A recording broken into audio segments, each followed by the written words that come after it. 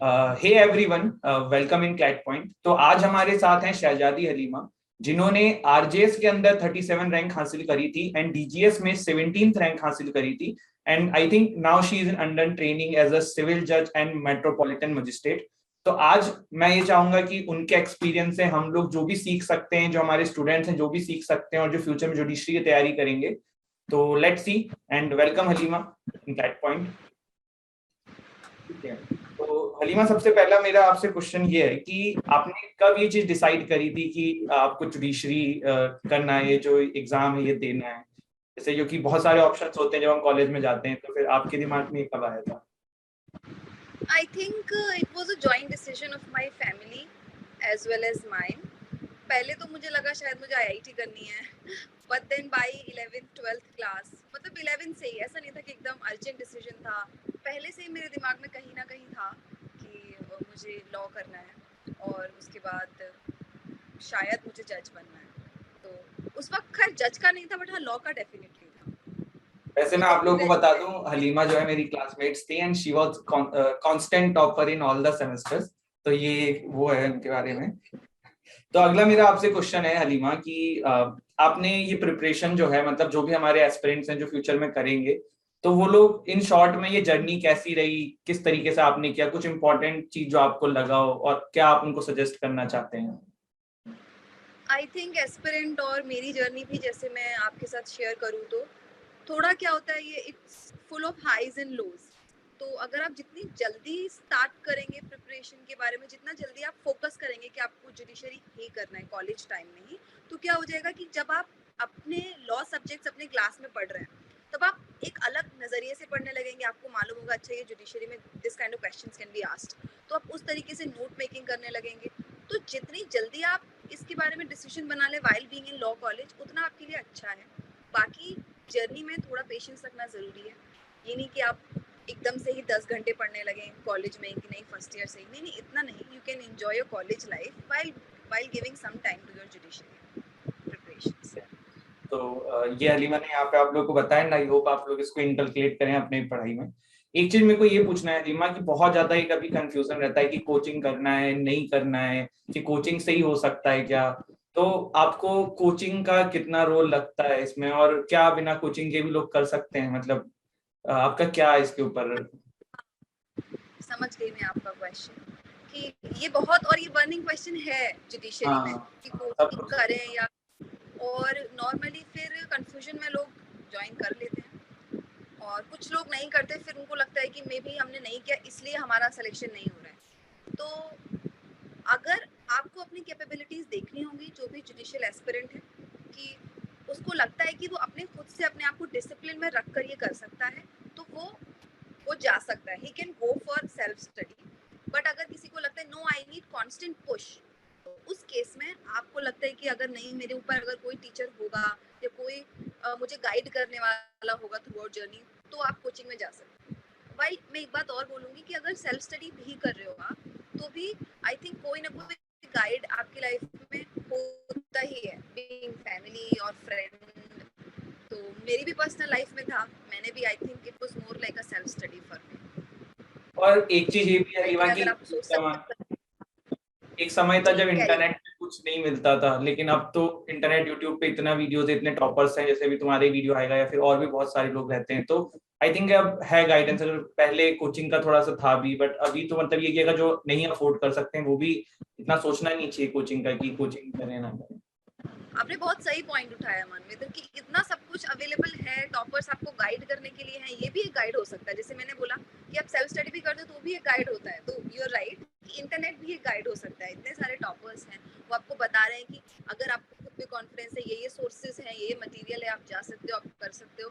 तो I think internet is a big big help. तो you are right. और एक और चीज हलीमा, यही जर्नी जो है, मैं अपने ही साथ के बहुत सारे भी मित्रों से बात करता हूँ, दोस्तों से बात करता हूँ, तो बड़ा एक फ्रस्ट्रेशन का वो जो पेशेंस वाला जो आपने गेम बोला है ना, वो रहता है। क्योंकि एग्जाम का प्रोसेस भी बहुत लेंथी होता है, कभी कभी वैकेंसी भी नहीं आती है, और आती है तो थोड़ा टाइम पे आता है। तो पेशेंस ये तो कह देते हैं हम कि रखना है, लेकिन क्या आप हर टाइम पूरे टाइम पेशेंट थी? वैसे हलीमा ने तो फर्स्ट अटेम्प्ट में ही निकाल दिया था कॉलेज पास करते से ही, तो इनको नीड नहीं पड़ा। लेकिन आपने, आपके जो बैच में बहुत सारे लोग होंगे, वो अलग अलग एज में आए होंगे और आपने बहुत सारा देखा होगा, तो आप ये क्या कैसे, मतलब किस तरीके से आप इन लोगों को गाइड करेंगे कि जो पेशेंस रखने में हेल्प करे? क्योंकि हम लोग तो बोल देते हैं, लेकिन इन दी एंड वो बहुत सारी प्रॉब्लम एक एस्पिरेंट फेस करता है, फाइनेंशियली, फैमिली, अपना जो लाइफ है, साथ के लोग आगे बढ़ जाते हैं। तो क्या आप उनको बोलना चाहेंगे, मतलब किस तरीके से वो अपनी इस चीज को हेल्प करें? हाँ, जैसा कि आपने बोला कि मेरा बहुत ब्रीफ पीरियड रहा है, जो कि स्ट्रगलिंग पीरियड जिसे बोलते हैं, तो उसमें मेरा भी एक दो पॉइंट्स था कि जहाँ मुझे लगा ऐसा नहीं है कि हाँ, हलीमा का ब्रीफ रहा था, इन्होंने कॉलेज टाइम में इतना एफर्ट डाल दिया था, हम लोगों को पता है। और आप लोगों को मैं बोलना चाहूंगा, ऐसा नहीं है कि कोई चीज आसानी से मिल जाती है। इन्होंने कॉलेज में इतनी मेहनत कर डाली थी जितना लोग बाद में करने की सोचते ही हैं, इसीलिए शी इज वेयर जहाँ पे वो हैं। तो ये बात मैं यहाँ पे थोड़ा सा बताना चाह रहा था। बोलिए बात। Thank you Manvit. मैं बस यही बोलूँगी कि पेशेंस रखना बहुत ज़रूरी है। एक्चुअली मेरे भी स्ट्रगलिंग पीरियड या जो भी पीरियड होता है जिसमें आप एग्ज़ाम की लगातार डेट्स आ रही हैं, कभी-कभी पोस्टपोन होती हैं। स्पेशली इस पीरियड में जब कोविड हो रहा है, बार-बार first wave, second wave, third wave, तो ऐसा ब्रेकडाउन मोमेंट आ जाता है। कुछ लोग अपने अगर प्राइवेट जॉब में हैं, तो वो दे कॉन्स्टेंटली प्लेस्ड, या कोई ऑलरेडी प्लेस्ड है, तो उसको देख के आपको कॉम्पिटिशन फील होता है, फैमिली से प्रेशर है कि एज हो रही है या मनी इश्यूज हैं। तो आई थिंक इस टाइम में my cat is here, sorry, she is playing. तो इस टाइम में क्या सबसे ज़रूरी है कि आपको ना किसी एक पॉइंट ज़रूरी है जो कि आपको इंस्पायर कर सके। वो आपकी फैमिली हो सकती है, आपकी फैमिली में आई थिंक, और मुझे लगता है आपको बाहर के लोगों से की सुनने की जगह अपनी फैमिली को अपने क्लोज रखना चाहिए, अपने फ्रेंड्स को जो कि आपके रियल फ्रेंड्स हैं, ना कि वो जो आपके कॉन्स्टेंटली कंपेयर कर रहे हैं। या आपका गॉड हो सकता है, आपकी स्पिरिचुअलिटी हो सकती है, उसको आप अपने क्लोज रखिए, क्योंकि जैसे ही आपका सिलेक्शन होगा ना, आप भूल जाओगे सब। तो वो इतना हाई होगा, वो इतना हाई होगा कि फिर आपको कुछ याद नहीं रहेगा। तो just wait for that moment जो कि जो आपका दिन होगा। बहुत सही बात बोली यहाँ पे हलीमा ने। और आजकल एक और प्रॉब्लम है कि जो फ्रेंड्स वाला भी है ना, कि उन्होंने एक चीज बोली है, रियल फ्रेंड्स, तो ये भी थोड़ा सा आप जरूर रखिएगा लाइफ में, कि बहुत सारे ऐसे लोग भी आपके आसपास होंगे जो नेगेटिविटी फैलाने की कोशिश करते हैं। तो उनसे दूर रहना है, और जो आपको रियल गाइड करे, मेंटोर करे, उन्हीं के साथ आगे रह के उनसे सीखना है। हलीमा, एक चीज और है, अभी सोशल मीडिया का एक रहता है कि प्रिपरेशन के दौरान बंद कर दिया जाए या देखा जाए, जैसे इंस्टाग्राम हो गया, फेसबुक हो गया। इसमें भी काइंड ऑफ वही होता है ना, कि बहुत सारे लोग अपनी अपनी चीजें डालते रहते हैं, और आप वहीं 4x4 की कमरा, या फिर थोड़ा सा बड़ा होगा मे बी, उसमें तैयारी करते रहते हैं। तो सोशल मीडिया आपके हिसाब से यूज करते रहना चाहिए या फिर बिल्कुल अवॉइड कर देना चाहिए ड्यूरिंग प्रिपरेशन?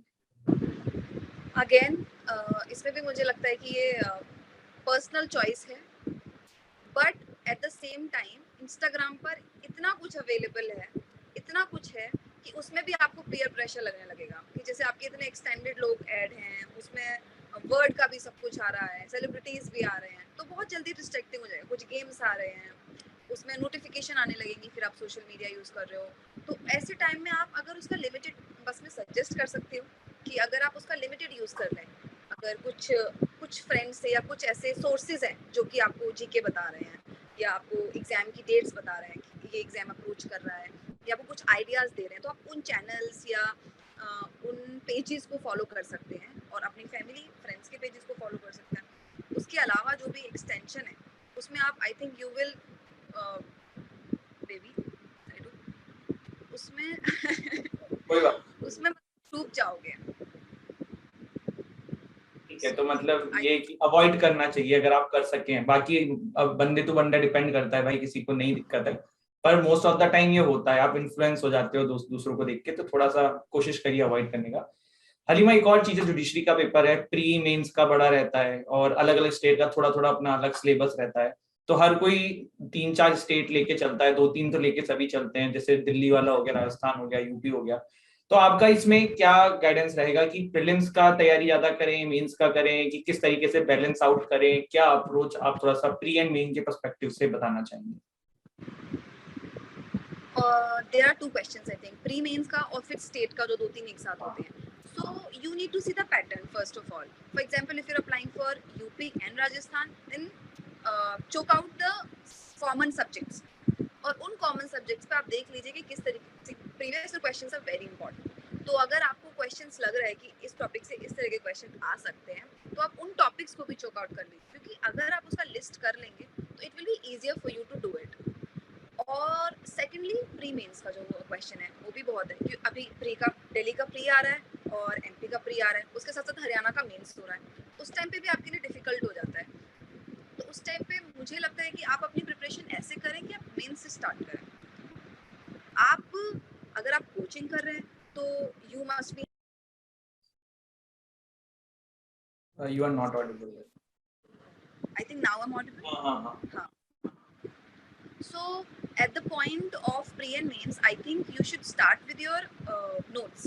आप जैसे मेरे तो बुक्स थी, मैंने बुक्स में अपनी मार्क कर रखा था और कुछ कुछ नोट्स बना रखे थे छोटे मोटे। अगर आप कोचिंग करो then you must be having your notes, तो उनको आप रिवाइज कीजिए and then solve the questions of mains. जब प्री अप्रोच करें तो I think 1 month before you should start attempting pre questions. तो स्टार्ट विद मेंस और उसके सब्जेक्ट वाइज सारे कंप्लीट कर लीजिए और नोट्स रिवाइज कीजिए, और जब प्री आए तो एकदम लग जाइए आप उसके क्वेश्चन सॉल्व करने। So I think this strategy work for me और I think this will work for most of the aspirant. बाकी अपनी पर्सनल स्ट्रेटजीज। हलीमा, एक चीज और है, काफी क्वेरीज ऐसे आती हैं मेरे को भी जो आसपास से सुनने को मिलता है कि एक पॉइंट पे आके इंसान को समझ जाना चाहिए कि अब नहीं, मतलब जो प्लान बी का होता है, क्योंकि एक पॉइंट ऐसा आता है कि आप 4-5 साल प्रिपरेशन में रह जाते हो जब आप वो प्रिपरेशन छोड़ते हो, जो कि ज्यादा संख्या में यही है, क्योंकि बहुत कम सिलेक्शन, मतलब अगर ओवरऑल देखा जाए तो करीबन 1% 2% अगर जितना स्ट्रेंथ है उतने लोग जज बन पाते हैं। तो ये तो एक एक्चुअल डेटा है जो है, और इतने सारे लोग रह जाते हैं, पर वो इतने साल पीछे हो जाते हैं ना, उनको उस समय रियलाइज होता है कि यार अब क्या करें, हम तो 4 साल 5 साल ना कोई नई स्किल डेवलप हुई है, पढ़ाई करते रहते हैं, थोड़ा सा मतलब वही रहता है। तो वो आपके हिसाब से किस समय इंसान को प्लान बी लेके चलना स्टार्ट कर देना चाहिए कि यार थोड़ा सा, एक होता है ना स्मार्ट तरीके से करना, एक तो बिल्कुल आंख बंद करके कर रहे हैं, अच्छी बात है, आपको कॉन्फिडेंस है, लेकिन प्लान बी का कितना रोल है और क्या वो लेके चलना चाहिए? Just a moment, can I stop just for a moment?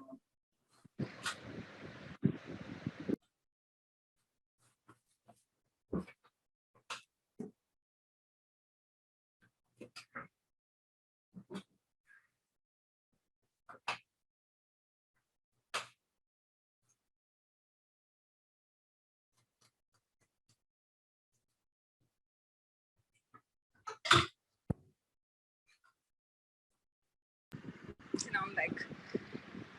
On your question of plan B, I think for judiciary aspirant, we always have a plan B because we have a law degree. So most of us they enroll for being an advocate.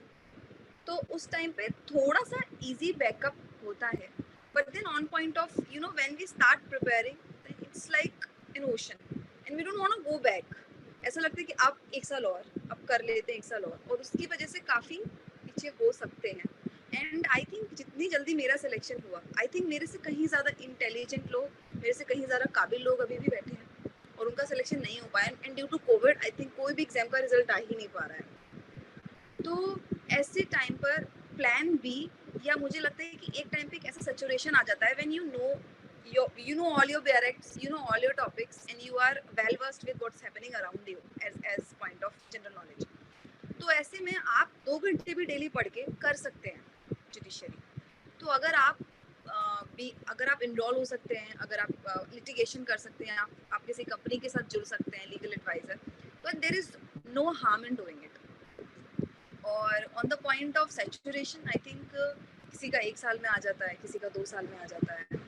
तो we always have a backup एंड हमें disappoint नहीं होना चाहिए, हमें hope loose नहीं करनी चाहिए कि I don't think I can do it, या अभी 7-8 साल और रुक जाता हूँ तो हो सकता है कि फिर सीनियर वाला जो एग्जाम होता है जुडिशरी का वही दे दूँ। तो ऐसा हमें रुकना नहीं चाहिए, हम कभी भी अपना सेकंड जर्नी स्टार्ट कर सकते हैं। और फिर जुडिशरी या ऐसे एग्जाम होते हैं कॉम्पिटिटिव एग्जाम्स, उसमें हमेशा 50-50 रहता है। तो कभी क्या होता है कि हम सारे क्वेश्चन अटेम्प्ट नहीं कर पाए या मेंस में हम क्वेश्चन देखना भूल गए। तो ऐसे में हमेशा हमें ध्यान रखना चाहिए कि we can always fall back on our plan B and we should never lose hope. Sachin Tendulkar भी पहले फुटबॉलर बनना चाहता था, तो अगर वो फुटबॉलर बन गया होता तो कैसे वो इतना महान क्रिकेटर। एक मेरा लास्ट क्वेश्चन है हलीमा, फिर हम इसको वाइंड अप करेंगे। मेरा ये है कि एक बहुत मुझे कॉमन मिथ लगता है कि एलएलएम करके जज बनेंगे तो थोड़ा ज्यादा सैलरी मिलेगा, कुछ ऐसा है। तो क्या जरूरी है, मतलब ये एलएलएम का रोल तुम्हें क्या लगता है कि बाद में भी कर सकते हैं, या फिर ये एलएलएम वाला जो है कि करके करें तैयारी तो बेटर रहता है? थोड़ा सा इस पे जरूर बताना, अगर तो चाहो पॉइंट रखना तो। एलएलएम जो डिग्री है वो डिग्री फॉर स्पेशलाइजेशन है, और specialisation only comes in the picture when we want to go for the research purposes. इसीलिए जुडिशरी में जो हमारी क्वालिफिकेशन है मिनिमम, वो ग्रेजुएशन है, आई मीन ग्रेजुएशन लॉ है, तो वो एक रीजन की वजह से। On the point of specialisation, जैसे अगर आपका कोई एग्जाम नहीं आ रहा है then you can well go for LLM, but अगर आप उसके साथ, मतलब this is not the fact कि आपको एलएलएम करना जरूरी है जुडिशरी के लिए। अगर आप कर लिया तो वेल एंड गुड, और नहीं किया तो स्टिल यू आर एलिजिबल, और आप एलएलएम बाद में भी कर सकते हैं। और LLM also demands a lot of time ना, तो अगर जो जुडिशरी की तैयारी कर रहे हैं तो वो एनएलयू में जाके एलएलएम करके तैयारी तो करना बहुत मुश्किल हो जाएगा, तो बेटर यही रहेगा क्या? सॉरी, तो वही दो कश्तियों में पैर रखने की जगह की एक जगह पे फोकस करना चाहिए, एक जगह पे फोकस करो।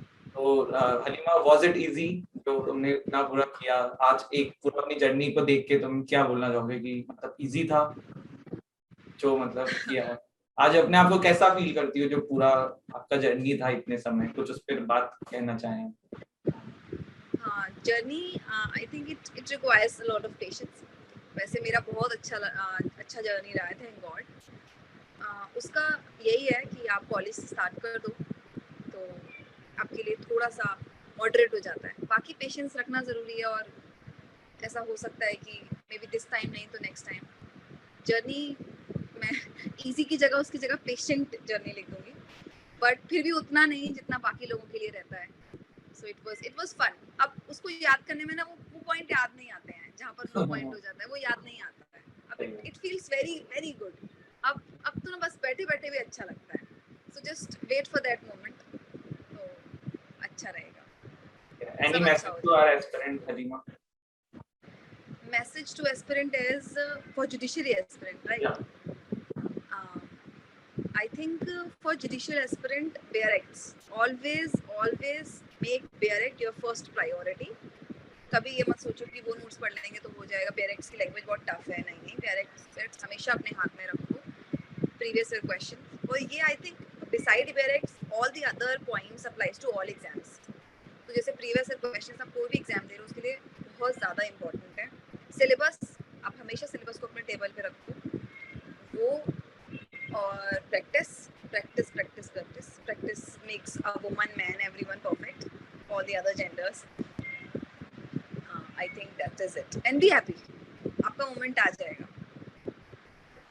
तो बहुत अच्छा लगा हलीमा आपसे बात करके, एंड अगर आप लोग को कोई भी दिक्कत हो, कोई भी कुछ बात करना चाहते हैं, तो मैं नीचे डिस्क्रिप्शन में हलीमा का इंस्टाग्राम हैंडल डाल दूंगा, तो इफ आपको कोई क्वेरी हो डायरेक्टली इनको मैसेज कर सकते हैं। Thank you so much Halima, and बहुत अच्छा लगा आपसे बात करके।